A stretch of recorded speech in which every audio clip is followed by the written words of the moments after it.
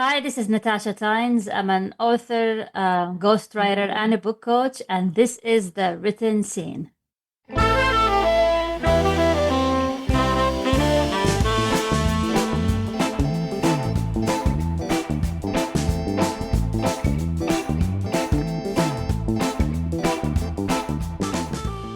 Hello and welcome to The Written Scene. My name is Adam Greenfield. I am the host, and if you're new here, welcome. What we do is we talk with authors and artists and creative minds about the path and process of writing.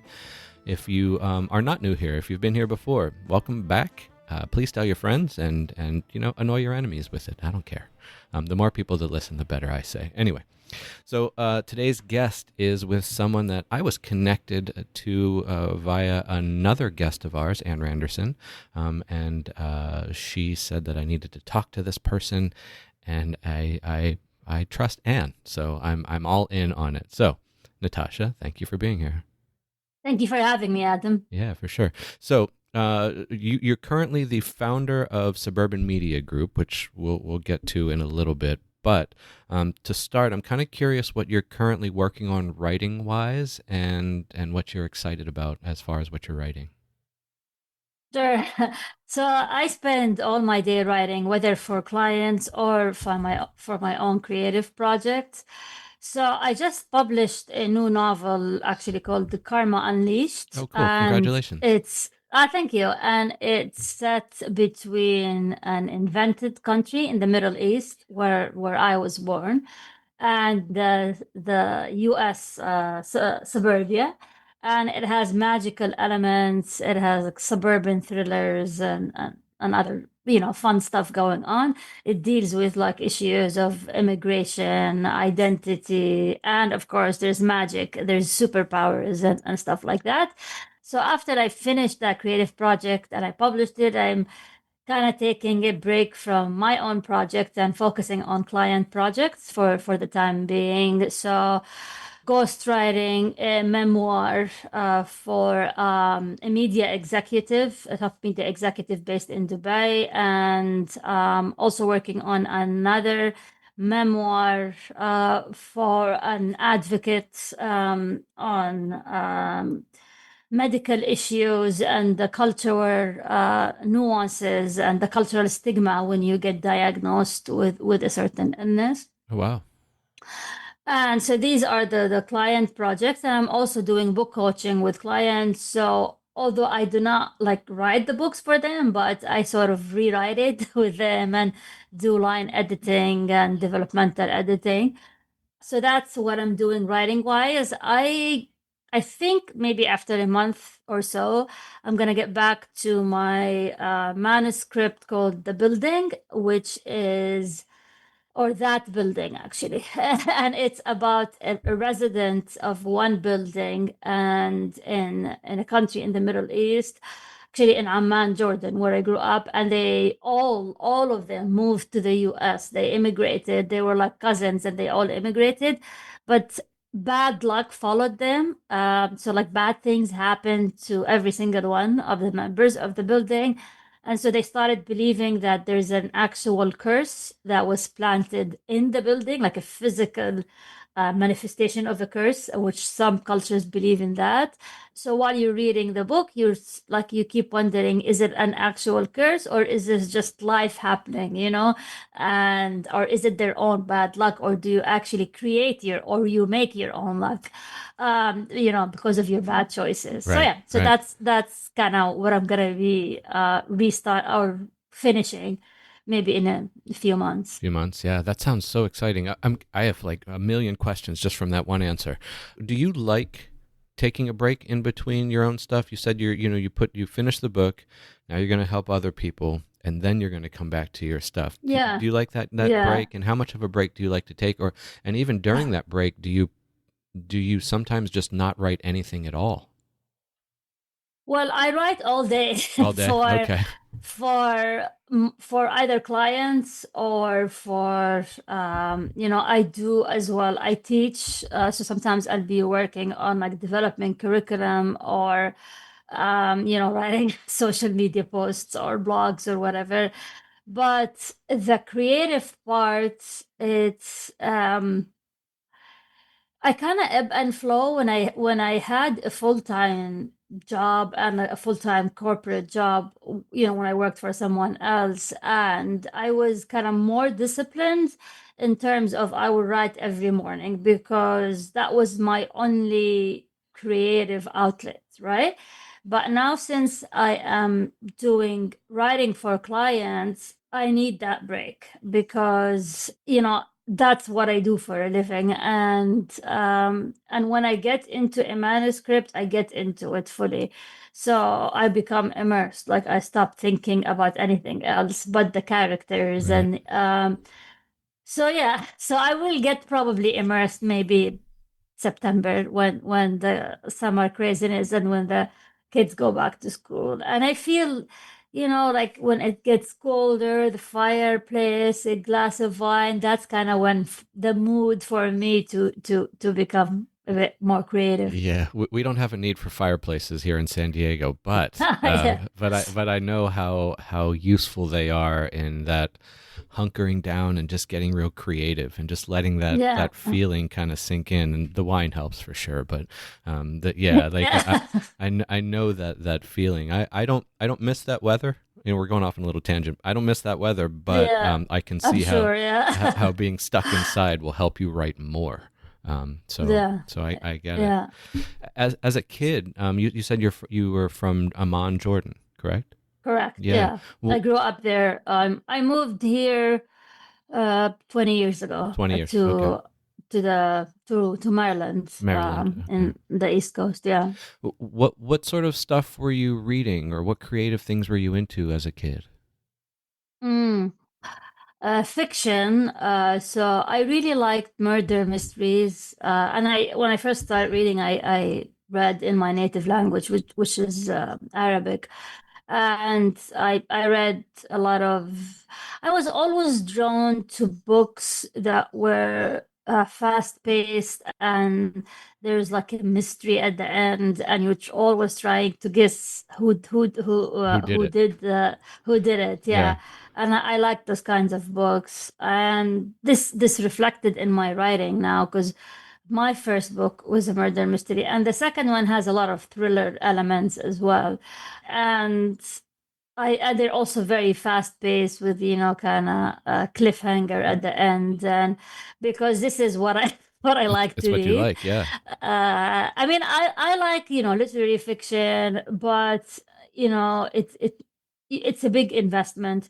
And sometimes I like just quick books that, especially with all these twists that you did not see coming. Those are always fun. Yeah. Yeah. Yeah, they are fun. Do you watch this isn't writing related or even reading related, but do you watch shows that are sort of the same of the stuff you read? Do you like the fast paced shows, or can you really sit in those shows that kind of take a little while to develop and get to Hmm. the idea or heart of the story? I think I like both. I like series that are like every episode is a different story, like Yeah. Black Mirror, for Mm-hmm. example. I love Mm-hmm. Black Mirror. It kind of covers all the intrigue elements for me.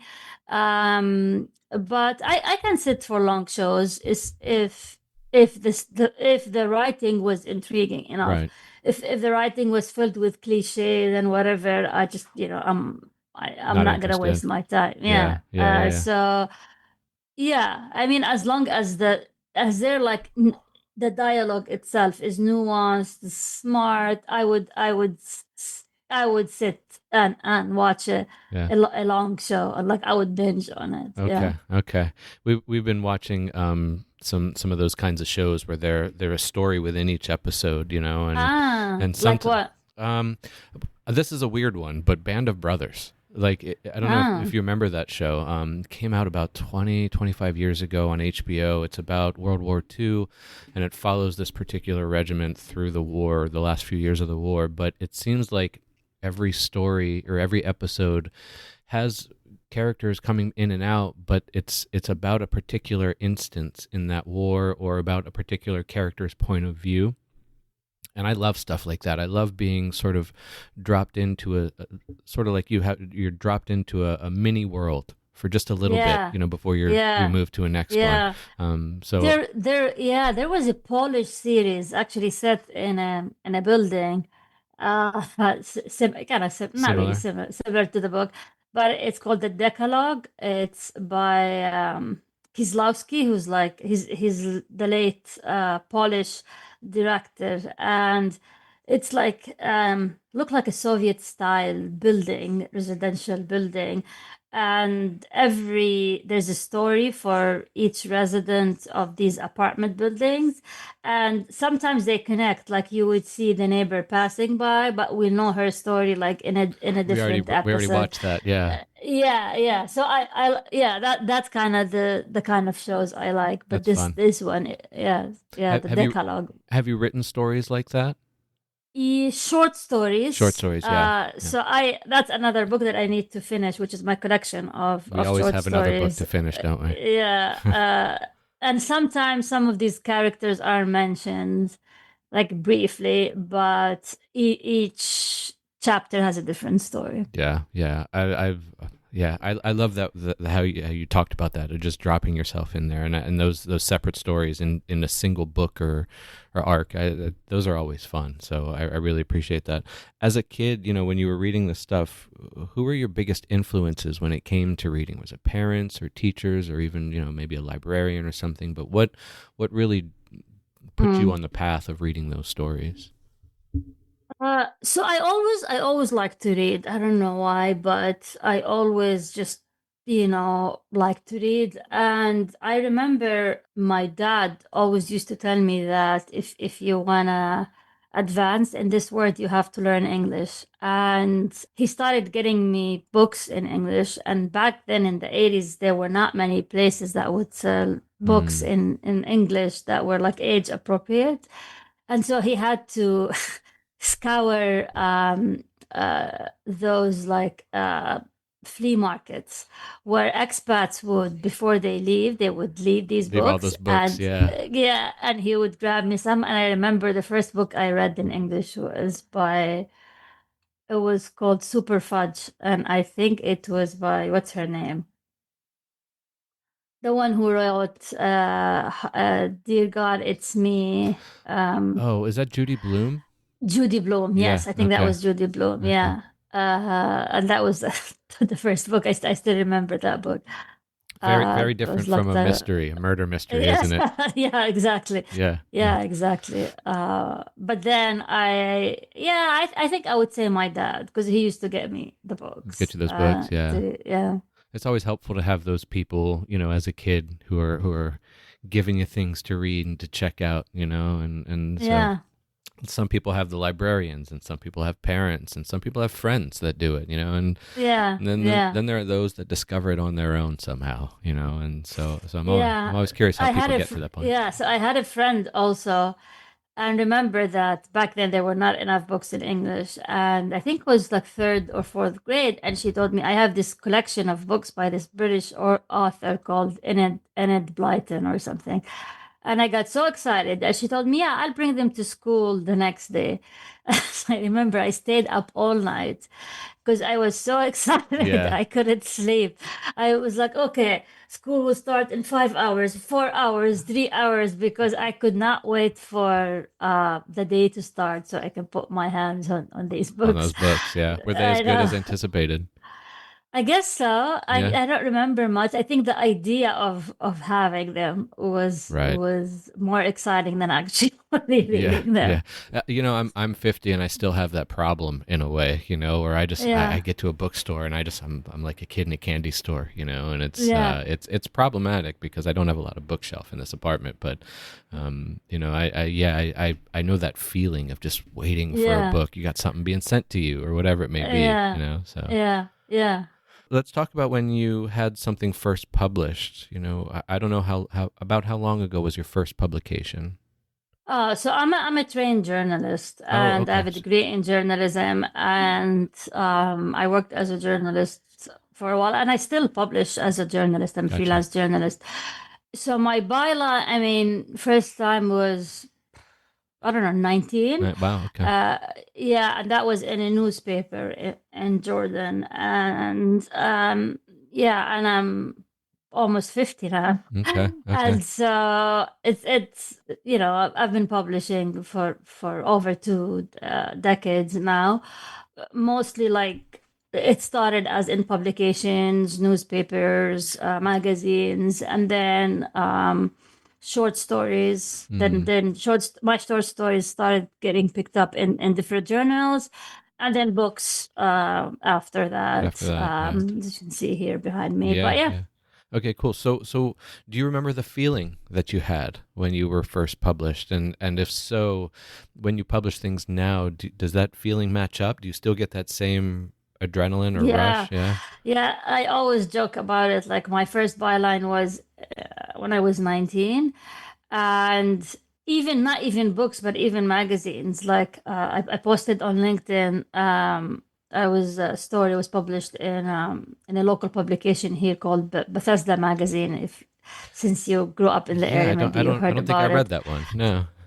Yeah, so and I see my byline in Bethesda magazine, and it's kind of like the same feeling, even if it's been happening for 20 years, but having your byline published, and especially when it's like a physical format, not Yes. like an online publication, and you flip through it and you take a picture with it and you show it. So it is the same like amazing feeling. Yeah, it really is. It really is. And there are times where I don't know if you felt the same, but you start chasing that feeling and you're just like, I got to put something out. Like I need to Yeah, publish something real fast because yeah, I want that feeling yeah, again. So yeah, that's true. yeah, how do you celebrate these publications, or do you say nope, I was just published, I'm moving on to the next thing, or do you say I'm gonna celebrate every single publication like it's a big win? I take pictures with it. I post it on social media, Yeah, and then I send it to my to friends. your friends. This is Okay, yeah, okay, and family and friends. Like either like take pictures of the publication and yeah, send it as like in our family WhatsApp group or something okay, like okay, this. yeah. Yeah. Yeah, I've taken there's a writer I know who said that every publication should be celebrated. Go out to dinner, have a glass of wine, just Mm. sort of live in that because it doesn't happen that often. Uh, So that's a good idea. Yeah, yeah, yeah. I yeah. guess I need to do that. Yes. I'm just like life is too busy. I It's have 3 kids, and oh like yeah. with work and everything, and it just, you know, Send off the I'm, text and bar- then move on. I'm, I'm barely making it. Yeah. So Yeah. yeah, I get it. I get it. I'm there's things coming up for me that I'm just like I don't know if I'm gonna have time to celebrate. If yeah. so I get it. Exactly. I get it. Schedules are busy and hectic. So yeah. So I mentioned it early on. Suburban Media Group. What is that, and what made you want to Mm. start up this agency? So I think it started during the pandemic because I had a contract with a company that I was working full time, and it happened to end during the pandemic, not because of the Mm, pandemic. And I was like, you know what? I paid my dues to the corporate world. It's time to start my own thing. And basically, I provide media services. Like that was the idea when I started it, after 20 years of providing content. And at first, when I started, I was like, I can help you, like, with your website, content strategy, stuff like that. But now I am more and more kind of zoning or focusing on the book publishing part, whether it's either ghostwriting or book coaching. And I do also ghostwriting for brands, like newsletters and other stuff, like blogs or or content.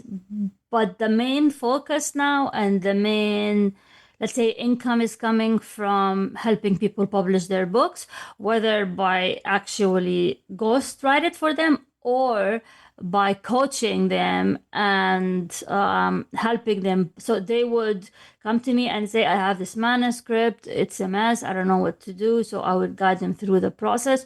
Or they only have the idea and they want the accountability, that there's someone to come up with a timeline for them, word count, mindset, project management approach, all of that. So yeah, so these are currently the two main services. And I also do teaching. So I ran cohorts on a platform called Maven, where when I have time, I like open it, for enrollment, and then I close it when I don't have time. So I teach ghostwriting. And I also teach journalists as well, every once in a while. I don't pursue it that often, but I get asked. Okay. Like the art of pitching, how to pitch to publications. That's like one of the main things that I get asked to do is the art of pitching. What made you want to do all this?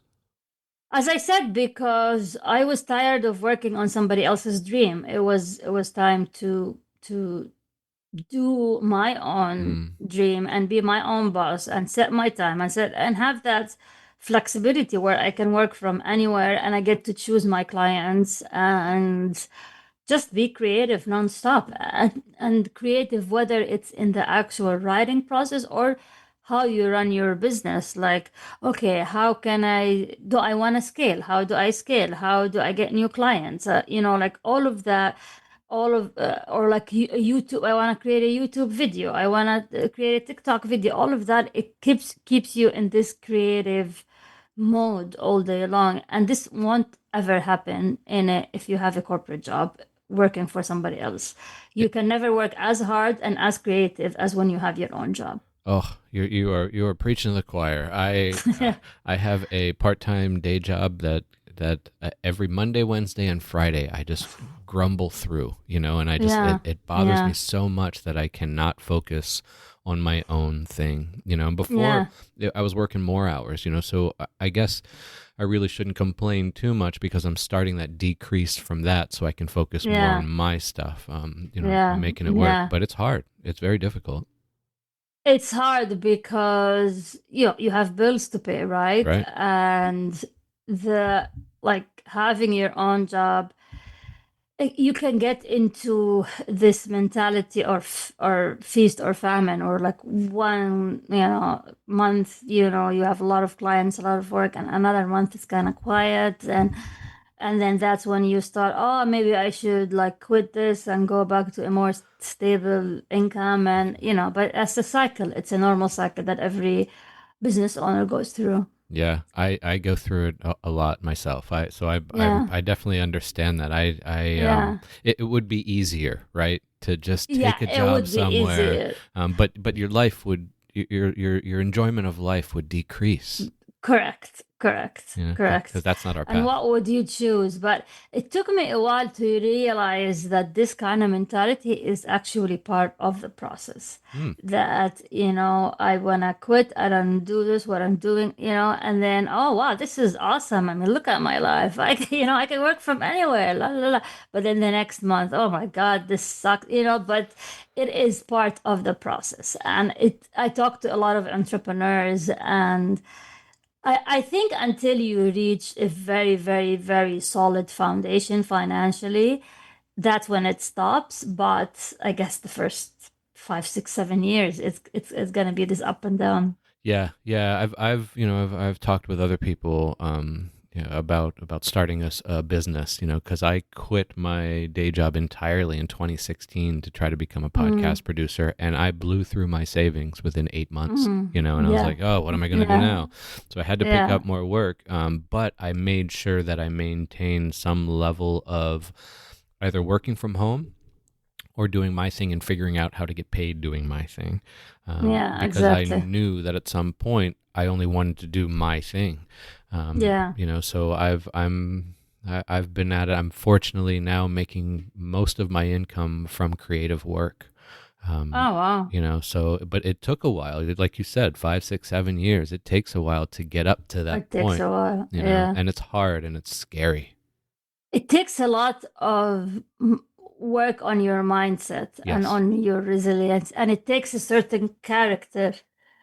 And it's just honestly, it's not made for everyone, and it's just it's certain type of characteristics Yeah.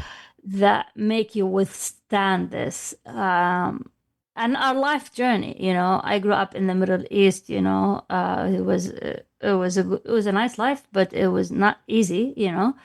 And I feel like part of that taught me resilience, and that's why I feel I'm a good entrepreneur because of my upbringing. And Yeah. not everyone had the same upbringing or life journey that I had. Yeah. Yeah. It is a mindset for sure. It definitely Yeah, is, and yeah, I think you said it a minute or two ago about working for other people. I can't do it. Like yeah, it's I'm not opposed to them. I just don't want to do their job. yeah, Like yeah. I think I would be better off making things for myself than just being upset and doing work for other people. Correct. So Yeah, yeah, yeah, yeah. yeah. And I always felt like there was something missing, Hmm. or there's a void and I was always antsy to go back home and work on my own creative projects. And that's when I realized that I'm not like, if you want to use a term that's currently being used a lot these days, I'm not aligned, Oh right? yeah, yeah. I'm not aligned with that life, and I felt more myself when I was doing my own thing. It's a bit like in the woo-woo kind of category, but like I felt that, yeah. Hey, I guess that makes us a woo woo too. I guess I'm with you on that, and I don't mind if we call it woo woo. If that's what it is. I think you and I both we understand how as a creative mind, sometimes you can't do it for other people. But what I do like is that you do it for both yourself and you help others doing it as Yeah, well. You yeah, help other yeah. people. You help put people on their path as well. Yeah, I like that a lot. Like I just finished a coaching session right before talking to you, and it was just amazing. It's actually the story of a trans woman Mm, who realized that in the 60s or the 70s, where nobody was talking about it, and the path, and the struggle, and her life story, it's just amazing. And I feel is like I would do this for free yeah, because it's, like I feel her story needs to be told. And I too bad I have bills to pay. I don't have a trust fund, yeah. but yeah. So It I it just really enjoy it, yeah. I, And like the session would go like, we would like book a 1 hour, and I would keep going, and I was like, oh, I have to stop. I we're at have two to to three jump hours on now. a We gotta, yeah. podcast session. Yeah, yeah, Yeah, when yeah, we start getting in that creative flow, it's really hard to stop that. yeah, Yeah. yeah. Through all the time you've been doing this, what have you noticed is the biggest deficiencies that writers have when it comes to, whether it's the media part of this career? What have you noticed that people Mm. struggle with the most and could use more help on? So it depends. So for me, many of the people that I work with, uh, many of them like debut authors Mm-hmm. and or first time authors, and they're many of them, they talk about writing the book, they think about that writing the book, but they don't have a structure or a discipline to actually write the book. And uh, and that's where they're stuck. Where they're Mm. stuck is, and they also think of the book, which is true, like this big, huge elephant, and that's why I feel they need someone who needs to chunk these pieces of the elephant so that Yeah. they can eat that elephant piece by piece. Right. Right. And the minute you explain that to them, like it's a moment of revelation for them. They start thinking of this book as a project, or like I put my even project manager hat and we go through it. And the minute you switch from it's just this book that you have, the inspiration would come one night when you're like sitting somewhere, and then the bolt of lightning happens, and you're gonna go into a cabin and you're gonna finish the great American novel.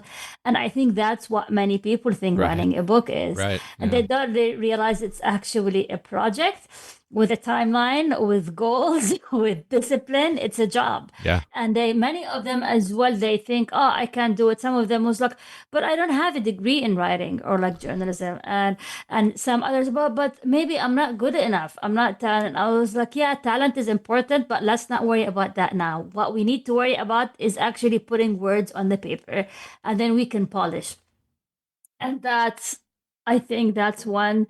And I think it's also lack of knowledge about the process of writing the Mm. book. It's not this kind of magical, mystical thing that happens to few people, the Mozart of the word, or the Shakespeare of the word, with this bolt of lightning. It does not happen this Right. way. Right. Yeah. Maybe it happens to like point one of the population, but you should not, And you yeah. Yeah, you may even get a story idea that way, but the actual writing Correct. process out is not, it's not a bolt of lightning. It is Yeah, a month yeah, long, 2 month long storm of stuff that yeah, you have to wade through. yeah.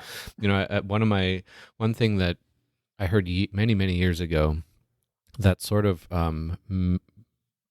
got me in the understanding that it's a process is that if you just at least try to write at least 1 page a day, and after Mm, a year you'll have a book. So if you yeah, if you can just try to get at least something in a day, it doesn't have to be chapters at a time. Just write a single page and see what happens. And yeah, soon enough you're going to have something. I've done that with my poetry collections. I'll just be like, oh, I'm writing another poem today, and then 6 months later I'm like, oh, look at that, I have enough for a manuscript. So yeah, that was super helpful yeah, to me to just kind of step back from that ledge of I have to do it all now. yeah. And like one of my programs is one where it's pretty intensive. It's write a book in 120 Oh, days, wow. or the first draft. So if you map it out, I ask them to try to write 750 words a day. And we have a word tracker in an Excel sheet, so that you can track every. And I said just divide it into 3 sessions a day. So one in the morning, one during lunch, and one in the evening. 250, 250, 250. Use the Pomodoro technique to stop every 25 minutes. So it's like you break it down into an actual science of time management. Yeah. And maybe that's not for everyone, but this is how I like to work with my clients. Yeah. Yeah, I think small bites is just easier for people to do, unless you are an experienced writer and have been writing for decades, and you can sit Yeah. down and write 2,000, 3,000 words a day. If that's Yeah. what you do, that's great. But I think starting out, as you're saying, like just do it in these small, tiny chunks. 250 words is that, what's that? 2 paragraphs. So Yeah, in this one session. And so yeah, it's okay, just do it 3 sessions if you don't want to sit and write 750 words a day. that makes sense. What is the Pomodoro method? The Pomodoro technique is you write in intervals. So you sit, like, you either, there's an app, or I use this timer here. So Mm-hmm. it's just 25 minutes, or you can do 50, 15. and Yeah. then so you set the timer. So I set the timer for, and I use the app as well, the 25 minutes, and then you get an alert. So you take a 5 minute break, and then you go back to your 25 minutes. And the idea is you give your mind something to look forward to after the 25 minutes. So you say, in 5 minutes, I'm gonna, I don't know, grab a snack or call my mom or whatever. So you take that break. But those 25 minutes, you get into the flow. Mm. So, and those 25 minutes of deep focus can be better than 4 hours of distracted, like, oh, like you check your phone, this is whatever, answer an email. So this one, just put your on notification and silent, set the alarm for 25 minutes, and 25 minutes, at first you think it's a long time, but then when you It's get into not. the flow, it just passes like Yeah. this. Yeah. And then you get the alarm saying 5, and then you stop, take a break, get back into it. Okay. And it's called the Pomodoro technique, after the Italian scientist or philosopher who came up Okay. with it. Okay. His last name was Pomodoro. Gotcha. Well, in that 25 minutes, I'm kind of curious about if you don't write anything at all in that 25 minutes, is that okay? So I've talked to some writers who have said, you sat down at the computer or at the page with a pen, and even though nothing came, that's still part of the writing process. So do you subscribe to that at all? Yes and no, not always. I mean, if it happens a few times, that's fine. Sure. But the idea is, because I told you, like for me, it's kind of scientific, is just put anything on the page. Like you can put outline a scene. You don't Mm, have to write the scene. right. You can say, okay, in this scene, the mother comes and talks to the son, and she's worried about his relationship with his druggy girlfriend or whatever, you know? Mm-hmm, mm-hmm. And then, okay, and then at least you said it. So next time you come, you have some Something to breadcrumbs move on. Yeah. that instead of looking at an empty canvas, which is very daunting. Yes, it is. It is. That's it. I like that. That part of the writing. You're right. Is just make some notes. Do a little Yeah, outline. And just exactly, just get you prepared exactly. for the next chunk of time when you write again. Yeah, or like you, as I said, leave breadcrumbs Mm-hmm. so you can look at what you wrote like the last session and say, okay, just I usually put like between like brackets and bolded. Okay, here add a scene about this, add a scene about that, and then I kind of set the scene.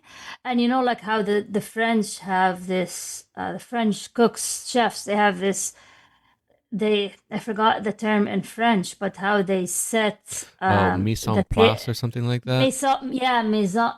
Mesa plat. I forgot, Something but like that. Yeah, anyways, yeah, yeah. something like that. So I do the same with the writing. Is like you set the scene and you prepare like the counters, with the knives and the forks and the ingredient. Everything is ready for you to start, and then that would like immediately tell your brain, okay, let's do this. Yeah. It's kind of reduces friction. And I feel part of why we procrastinate is friction. And I also advise my clients to read books on the art of procrastination. Like there's one called, I think, Solving the Procrastination Mystery or whatever. Why do you procrastinate? Why you're not writing? It can be because maybe your desk is messy Mm, yeah. and your mind does not want to sit. It can be as simple as that. Or maybe because the desk is like in the basement and the basement is locked, or it's a lot of friction to get there. So these are all these kind of mind tricks that somebody might think, oh, that's not important. What it's important is the writing, but that's what gets you in the flow, what makes you produce. And if you're prepared for it, it's a lot easier. It flows a bit better. Exactly. You know, when you Exactly. when you brought Yeah. that up, I thought of this is a weird correlation, but I thought of Bob Ross, the painter, and the opening of every episode, he would have his palette, and he would literally have little dabs of each paint, and he would say, okay, here's the paints we're going to be using today, so he had it Yeah. all laid out, and you'd see him during the painting, oh, we'll use some of this and we'll use some of that, and he had it right in front of him. He didn't have to think, where's my little tube of paint that I got to go get, and because that can Yeah. be a distraction when you're like, I don't have what I need to go get it, and then you come back and the flow was broken. Yeah. So Yeah. I don't know why I thought of Bob Ross, but I did. So there we are. So you mentioned you've dabbled in both fiction and nonfiction. Mm. What is the benefit to a writer to having multiple writing genres and styles, or is it better to perfect one as best as possible and then work with others? Mm. Yeah, for me, it happened kind of organically because nonfiction was my career. I Mm, mean, what paid the bills, right, right. being a reporter, and I also had a column as well in a newspaper. But then part of me, I always loved reading fiction. I also read a lot of nonfiction as well, but I always had this kind of soft spot for fiction. And I mean, it was interesting because when I first started writing fiction, I was in a beta group and writers group, and they used to tell me like, you write very factual as a reporter, and it took me a while to understand how Yeah. my brain was Yeah. thinking, and like the information dump and all of that. So I would say like, it was like dark at 9 p.m. and then da, da, da, da, and then this happened and then that happened, and then that might work in a newspaper, but for a book you have to set the scene, you have to let show not tell, Right. all of Right. that stuff. So I was in the kind of reporter information dump mindset, but it was good for me to use different kinds of the brain for different methods of writing, and that actually helps me to coach clients because I would easily spot the information dump, especially in memoir. Mm-hmm. Like, oh no, no, like let's sprinkle that. Like, don't just have a whole chapter about how the Iranian Revolution started. No, like sprinkle it. Let's, for example. Yeah. Yeah. That's an important skill to have too, is being able to recognize that information Yeah, dump versus yeah, trying to tell a story. yeah, So yeah, I can see how that. yeah. Well, what do you are there any tips or tricks to help prevent that sort of thing? That information dump in a story. What besides the show not tell stuff, like Mm. what can we do after we do that information dump and we look at it and go, I don't see a problem. What do we need to look for when that happens? So there are techniques. Hmm. So, for example, if you want to say it was this year, and they do it a lot in fiction or in movies, is that they play 80s music so that it's like 80s. Or you can have them be in the car, turn on the radio, and the news is about like, Kennedy's assassination or whatever. So this is the You know scene. when it So is, you can, yeah. yeah. So you can use different tools to put the information, and it doesn't have to be an omniscient narrator, which is kind of the problem that many aspiring authors or new writers get into. So you can basically set the scene that this is the era by either the music, the books, or you can somebody's reading a newspaper, and you can describe the upper fold of the newspaper, and you can see like, and I saw like a giant, like a picture of like Khomeini with and of Iran, like, and that would say, okay, and then like the headline read this, or and instead of it was 1970 whatever, and so sprinkle it and use these different tools or avenues Hmm. to tell us it, and sometimes it can be a journal is a good one, like Yeah. somebody discovering a journal, and you know um, music, TV, newspapers, and somebody else telling the story to you, or like you sit with a grandparent and the grandparent tells you the story of what happened like in a certain part of history, and it's through the story that the grandparent told. So these are ways of staying away from the information dump. And again, I was the queen of the information Yeah. dump. You've been there. So You know. yeah, yeah, Yeah. Yeah. yeah, I like that idea of using just these little details of playing, like that song on the radio was from the 80s. So you know exactly, when it is, exactly. and you don't have to say we're in the 1980s, and No, you don't. You like, I remember in my novel here, it was it was set in the late 1990s, or like in the 90s, and I researched what are the songs that were big into like during that era, and one of them was, if you know that song by this British singer called Dido. yeah. Oh, I It's love called, that. yeah, Yeah. Yeah. yeah, thank you. Oh, So God, I haven't heard that song in forever. I'm gonna go play it now after exactly. this. Yeah. So the Yeah. scene was there in a bar, and the Dido "Thank You" was playing in the background. So I was trying to put those kind of elements of the Yeah. 90s by the background music when you're at a bar was playing. So that's so I That's had to smart. do the Yeah. research and see. Yeah, Yeah. Yeah. yeah. Yeah. Do you listen to 90s music, or did you have to I listen to everything. I everything? actually Yeah. I play the violin. I'm Oh, a do you? musician. Okay. Yeah, I Well, play a lot. yeah, yeah. More than Well, let me ask that, because as you can see, I I see I the have my guitar. Yeah, guitars. Yeah. I Do see you that. think Yeah. it's good to have multiple different kinds of creative outlets, like painting or making Yeah. music?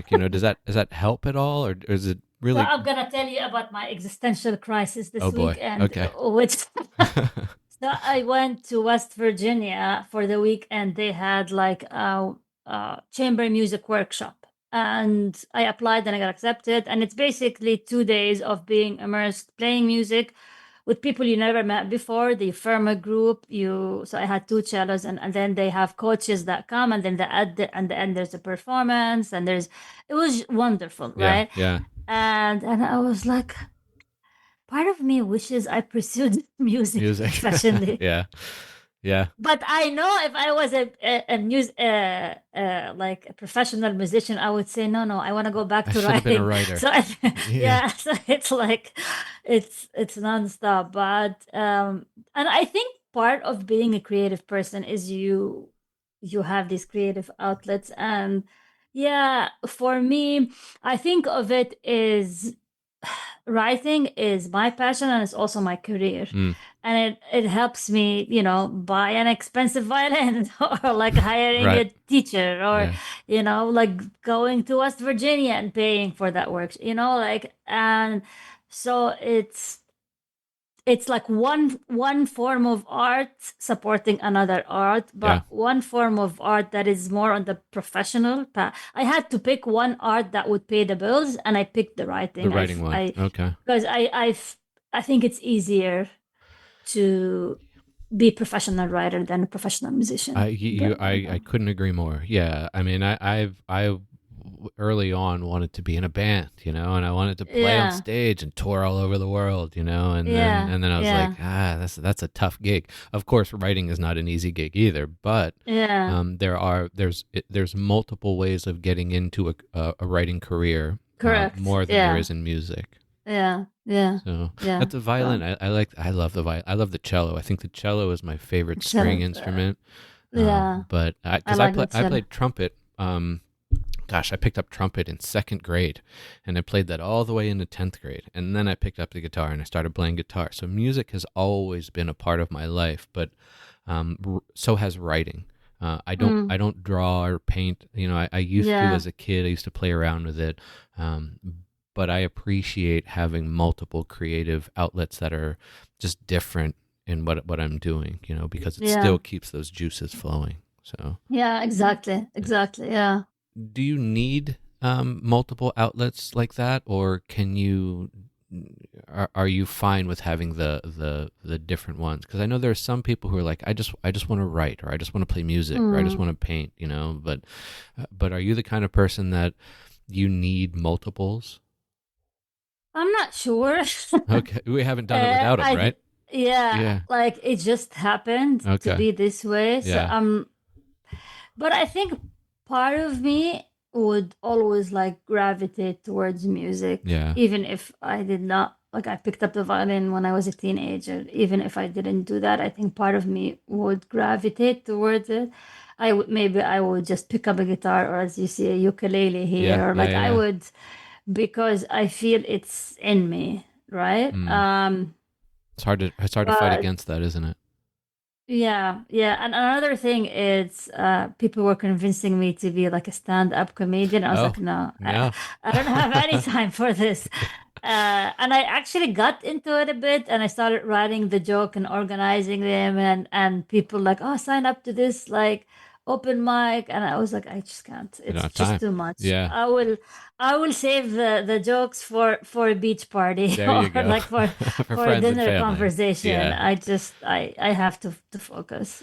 Do you do any performing of your writing at all, or do you get out and talk about it? Mm, Because I as I mentioned, I have a lot of poetry, and I'm also a mm. performance poet, and that is nice to have Yeah, and do. yeah. Sometimes in book events, I do that. If I've invited to a book event of my own book, so I read parts of my books, or sometimes on like for social media, Mm, like I read yeah. parts of my books on YouTube or TikTok or Instagram or whatever. Because I started realizing if you want to make it as a writer, text alone is not You have enough. to be out there. You have to be on video. Yeah, It's I have just my publisher. When I first published it, he said, "I'll publish your book, but you got to get out there and read because yeah, you're the best person to be able to sell your book." correct, So you correct. got to be Yeah, out there in the public eye, so to speak. yeah. Yeah, which is a that's hard true. thing to Yeah. do for artists, I think, Yeah, especially it is writers hard. when you sit at home It was, alone. yeah, it was hard for me to be comfortable behind the camera, Mm, because as a journalist, I was more of a reporter, not like a TV a video journalist. journalist, right? Yeah, And it was hard, but then, and I was like very bad behind the camera. I was like nervous, and like, like my sister would joke, like my videos would be like with me pointing the finger, you should do this, like an right. angry teacher. And but it took a while of refining. I'm still not that great, but the more I do it, the better I get at it. I'm sure I need coaching, but what, I'm That's doing everything, the right? best I can. Yeah, yeah. And you're already Yeah, doing so much, like some things exactly. you just do it for fun. You don't need to be Yeah, perfect at it. So yeah, yeah, that's kind of where yeah, I'm at with my music at this point. Like I have two guitars. I have one you can't see hanging over here, and I think I've played them a couple times this year. But I've reached a yeah, point where it's more for fun than anything. My yeah. girlfriend, she's like, "Why don't you play more?" And I'm like, "I'm writing. What do you want me to do?" So, but Yeah. I want to talk a little bit about storytelling and who is telling the stories. Do you Mm. believe that everyone can tell a good story or be at least taught to tell a good story, or is there something more inherent in people that makes them a good storyteller? I think everyone has a story to tell. And I think every life is worth having a story told about that life. And some people don't recognize that. Don't recognize that their story their life is worth telling. Mm, And you need to let them know that. And if they cannot tell it themselves, there's always options, which is that's why we have ghostwriters or whatever. Or some people are just too busy, or their lifestyle does not allow them to sit and write a story. And that's why, as I said, there are other ways of telling the story, which is you hire ghostwriters, or but does everyone have the element of a good storyteller? No, because yeah, you might be born with it, but also you have to train yourself to be a good right. storyteller, and you have to study it. And that's not everyone's passion. Some people just want to be like coders, and work in IT. They don't have time for this, but they had like a fascinating life and very good story to tell. And in the back of their mind, they want their story to be told, but they're just not interested in learning the elements of storytelling. And you have to learn it, and you have to invest in it, and you have to keep sharpening And it. you have to have an interest in it. Like, Correct. yeah, Yeah, yeah. you have to have and you have to understand that your life is worth telling. Mm, Your life story is worth telling. you have to And believe that. that's you Yeah. have to believe that. Because I always get people like, who am I to write a book? What is so special about my story? Like there's always these people who keep saying, and they think the stories that need to be told, that should be only the stories of celebrities, or Yeah, the yeah. rich and famous, which is not true. Yeah, it's. I think the internet has taught us that everybody has something to say, and Yeah, everybody's got a life, and everybody's got their own yeah, perspective, and that's their yeah, story. So, yeah, um, yeah. does it need to be shared? Maybe that's a different conversation to have. But, like you're right, everybody does have a story. I guess I've always wondered if, for me, I'm not a good mathematician, and I don't Mm, have the brain for it. So I don't know if I would succeed well in mathematics, but I have the brain, the creative, artistic side of it, to where I know, and this isn't an ego thing, but I feel like I'm actually pretty good at writing after doing it for nearly 50 mm, years. So yeah, like, yeah, but I spent time with it. I just know early on for me, telling stories, writing, I've been doing it forever, because I love yeah, it so much. Uh, yeah.